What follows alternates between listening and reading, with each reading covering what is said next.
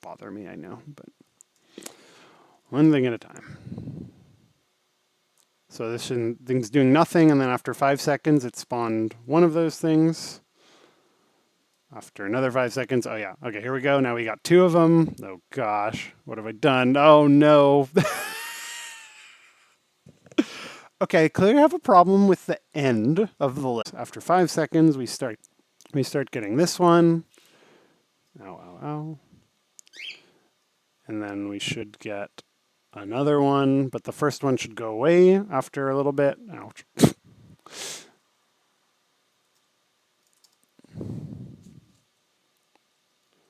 Let me just see what's actually going on, because I think it's working. I don't know what that one was. That's a weird one. Then there's the bursts, and only one of the snakes is there. And then after a little while, the bursts or the snakes come back.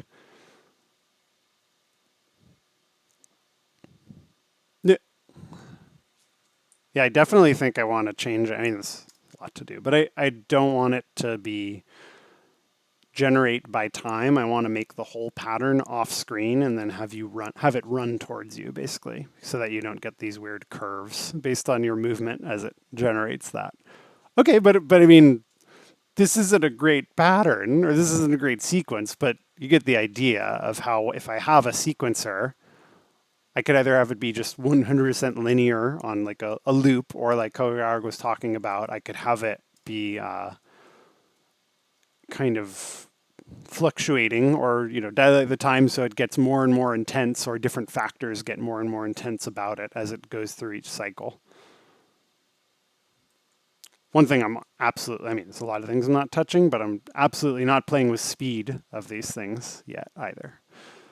But I generally, like, bullet hell games generally don't want missiles moving different speeds unless they're clearly like different missiles. These are all definitely the same missile. Okay. Ah. All right. Well, I think there's good bones in here somewhere. To reference the Korra reference I didn't get earlier from someone. I think there's good bones in here. I think it needs a little bit more thought now that the takeaway is, oh wait, maybe this would be fun. Because I went into this, as I said at the beginning of the stream, someone mentioned bullet hell and melee, and I was like, I didn't say that's impossible, but in my brain I'm like, that's impossible.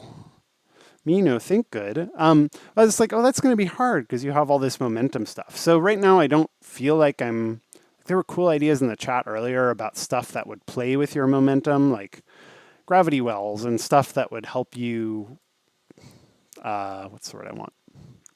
Deal with the fact that you have inertia, and you can't slow down.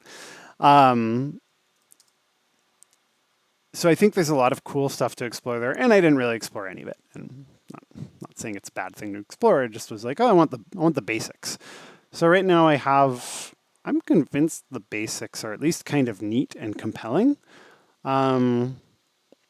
Then there's some finesse there into like, okay, what's going to make this into a good pattern? Let's make the sequencer actually work. There's a lot of work around shooting the bullets down, although I like that. Yeah, my Korra can just say, oh, I can't dodge, but I can shoot. And then maybe it has a chance of surviving, and that's kind of cool.